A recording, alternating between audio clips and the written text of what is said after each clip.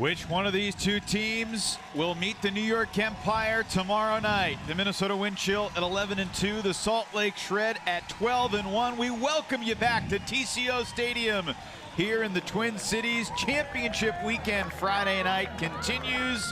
And after the New York Empire just demolished the Austin Soul, we're hoping for a tighter game tonight. Good evening again, everybody. Evan Lepler with in the West Division final. No goals, no assists, no blocks, but playing D-line.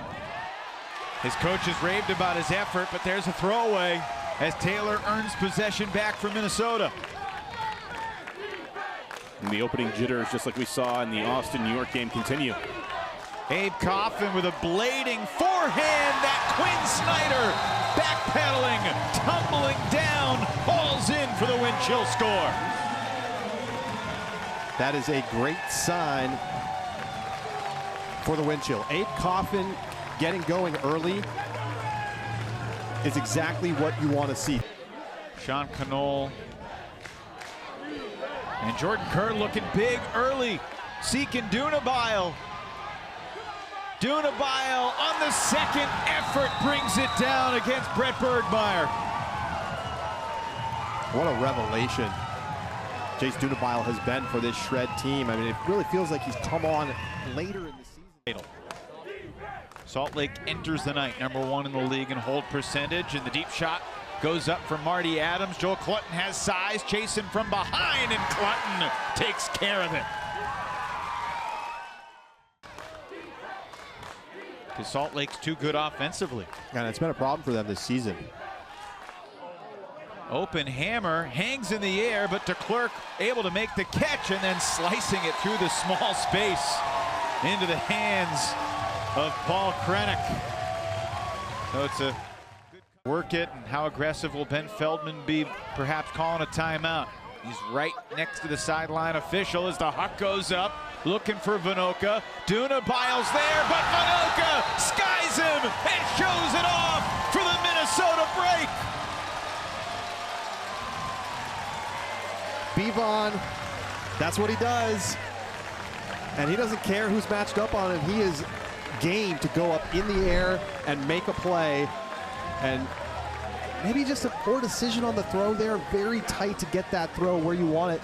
And it eludes Dunabile and then going the other way. If you got... I love Will Brandt's ability to get up lines and create that space. I mean, he's such a big guy with length, but the ability to just squeeze underneath. Colin Perry shooting it. Jordan Taylor cannot come up with it because Ben Ashton accelerated for the block from behind. Wow, that is an incredible block to get from that position. He was not in the drive. Both teams just doing an excellent job of keeping the disc moving. You can just see no hesitation in what they want to do, and it's making offense look easy. Vinoka looking for Adam Selfridge, tries to make up the ground, and Will Selfridge hit the nuclear turbo button and said no. I almost feel like he was baiting the throw. Big deep shot fired from Ashton. And long, the leaping snag made by Moonga.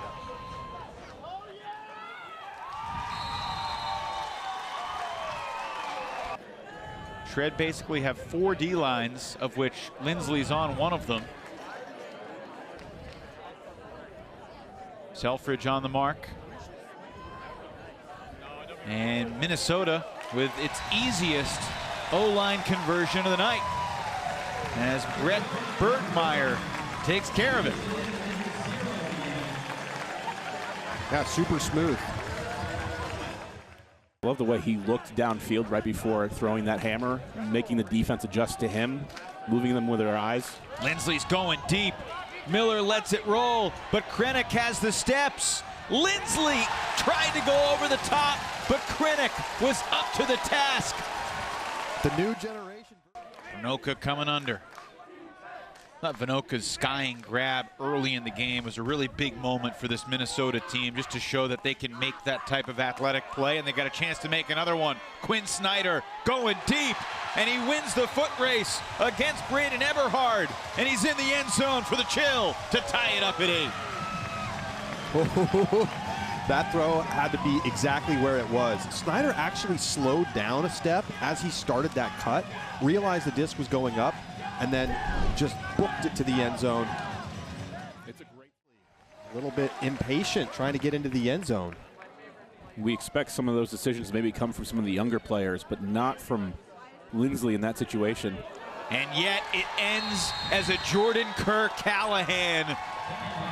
The wind chill with multiple chances to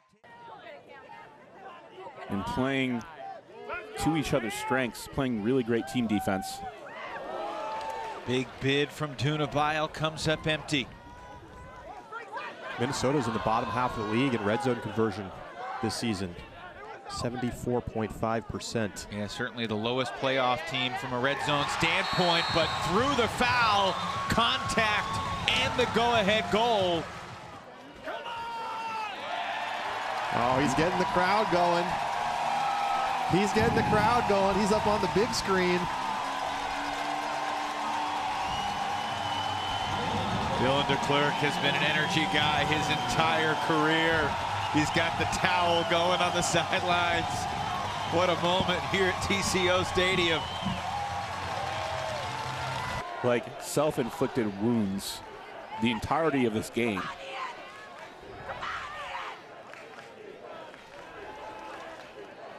Low throw from Kerr and an incredible low catch from Lindsley. Maybe some contact on that throw as Lindsley continues into the end zone for Jordan Kerr. That is just what the doctor ordered for the Shred offense. A heavy dose of Kerr and Lindsley. Grant with an awesome catch. I mean, that is such a difficult play to make. Every number from 1 to 10 except 7. Colin Berry wants it all. Vandy Mortel and Max DeLynn giving chase, but it's Vandy Mortel running down that backhand missile.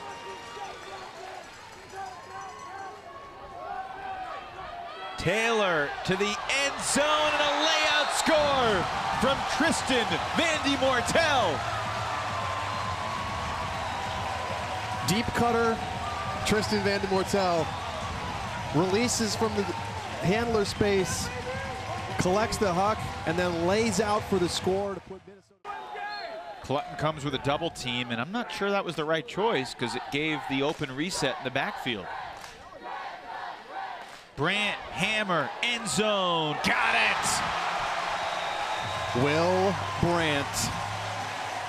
Had to be perfect, and it was.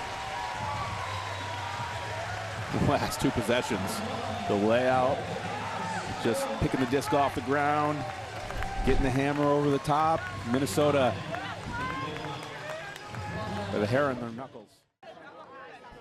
Jordan Kerr at the moment, game high +6, 3 goals, 2 assists, 1 block, including the Callahan. He's in the backfield more right now. Looking for Miller, and that floats perfectly. For a split second, I thought his turnover free streak was in jeopardy. What a foolish thought that was. There was something about the way he just threw that was just instantaneous and robotic. He had no hesitation whatsoever. He just read the... There's only been 1 break in this quarter. It belonged to Minnesota as Brandt unleashes the huge backhand huck. It's going to hang. Quinn Snyder jostling for position, and coming out of nowhere, Kyle Weinberg rips it down. Salt Lake with 5 seconds. Looking for the lead. Luke Jorgensen's forehand near the buzzer. And then can Minnesota keep up the offensive trend that they've had in the second half? Coffin to Jordan Taylor, ripping a deep backhand. Marty Adams chased by the speedy Ben Ashton. Ashton makes up the ground and swats it out the back. The wrong shape on the throw, and Ashton's speed able to get him into position to box out and get an easy block. Back to Vandy Mortel and a swing for Jordan Taylor with Clutton setting the mark. As the clock continues to tick, the tension continues to climb. Abe Coffin, big backhand. Vanoka versus Jorgensen. Vanoka makes the grab. And into the end zone, Colin Berry puts the wind chill back on top. Second time tonight, Bevon's had a chance to make a big play in the air, and he has been up to it in the biggest game of his life. Vanuka climbing the ladder again. And that is exactly what the wind chill needed. Coffin saw him going, eyes get big, sends it up there, kind of a 50-50 ball. Summit took a 1-goal lead late, and then the Shred closed it strong, but Jacob Miller just got hand blocked on the mark. I think it was Ian McCoskey who got a piece of it. And a chance for Minnesota to lead by 2. Krennic rising up. Vanoka looking for space, finds it!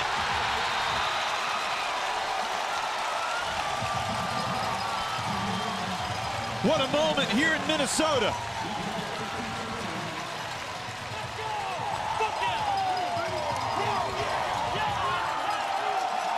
The wind chill don't want to hear anything about the Central Division. It's just a 1-goal game, and Lindsley's looking for the tie. Johnny Hoffman can't get it.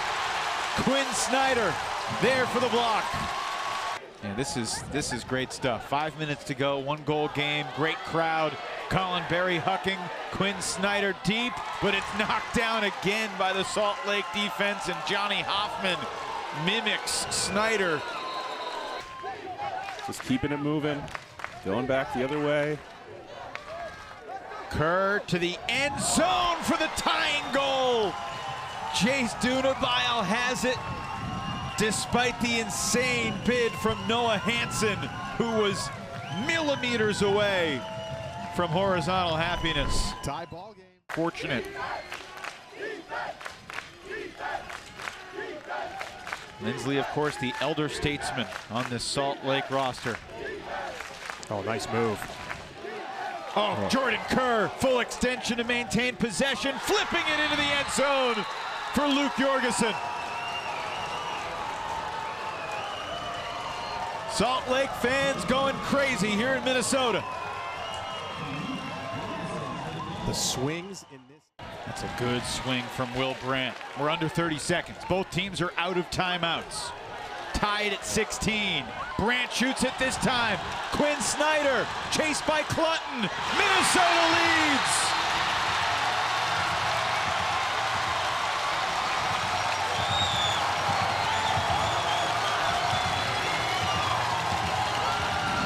The fearless Will Brandt. Joe Clutton is out there for height purposes. Salt Lake needs to score. Jordan Kerr with 11 seconds, back for Jorgensen.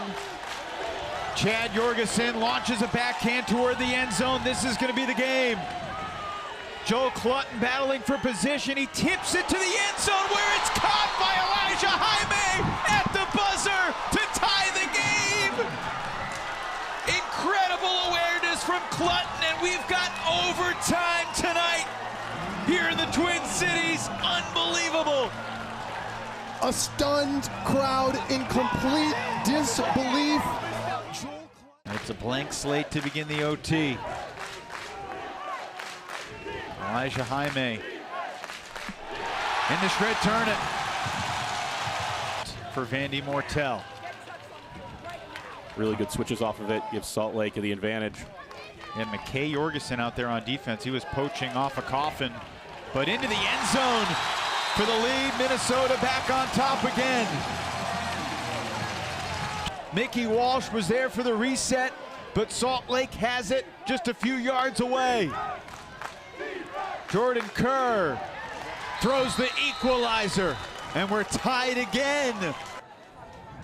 Chad Jorgensen defending in the end zone. Vandy Mortel throws it into the ground. Salt Lake with the clock ticking. Does Bryce Merrill use his timeout, or does he trust his D-line to convert on the goal line? Brilliant defensive maneuver there. Double teaming and then dropping back into coverage. And Salt Lake is back in front. Are you kidding me? Vanny Mortel going the wrong way with 5. Coffin with a backhand. It's going to be short of the end zone. Can they pull off a Clutton deflection? It's tipped, but it lands incomplete, and it is all over. And the Salt Lake Shred winning in overtime, 19-18 to advance to Saturday's championship game. Both teams are in disbelief, but it's the Shred that leaves smiling. And we got chapter 2 of Salt Lake and New York tomorrow night. Just go ahead and take number 77 and put it in the rafters. Joel Clutton needs his number retired after this one, somehow sending this team through to the final with his brilliant play at the end of regulation. I do not know how Salt Lake managed to win this game.